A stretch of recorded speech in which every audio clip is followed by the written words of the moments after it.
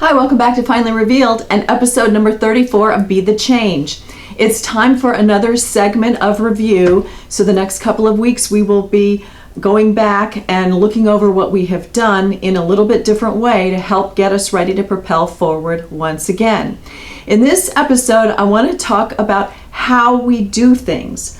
Kind of reminds me of Joey in Friends. How you doing? How are you doing? How do you do the steps that you have set up, the building blocks that you are taking towards your change? What is your progress is one way to look at how you're doing.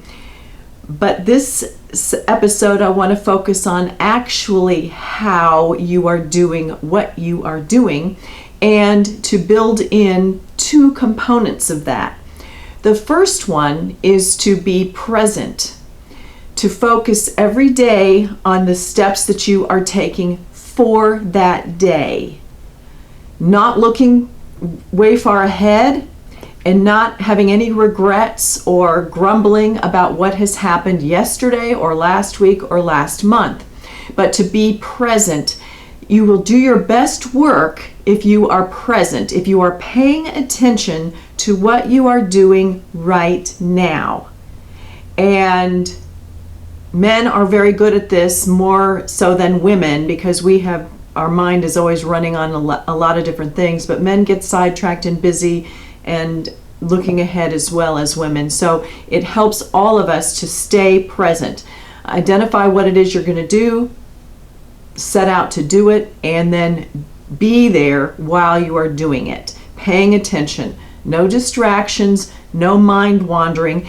If you have too many things going on at the time when you are scheduled to have a meeting or sit down and have a call or sit down and work on something, if something else is pressing, something else is screaming at you and you have another deadline or there's an emergency, then tend to that emergency. Don't try to do both at the same time and set aside the next step on your change or your project for a different time, so that you can do it without being disturbed and devote your full attention, being present.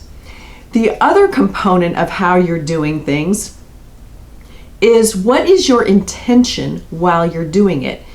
It makes a difference. If you are just doing something to check it off the list and move on to something else, again, you're looking forward, you're not being present, you're not going to give it your best effort. Now, granted, it might be something that is really simple and maybe you're just paying bills and you're just sitting down and doing that really quickly and you want to just send that off. You think, well, it's not like I'm doing something creative. I'm not working on a website. I'm not working on a presentation. I'm not modifying some widget that I'm creating. I'm not working on my novel. I'm just running on the treadmill to get in my steps or get a sweat on and feel better and get my workout out of the way.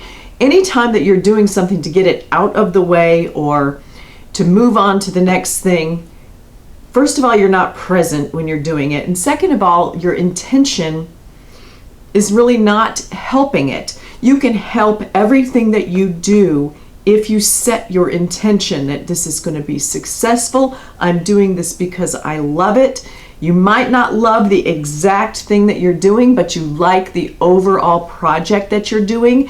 You like that you're going to have this finished in a minute. You like that this is contributing to the overall plan.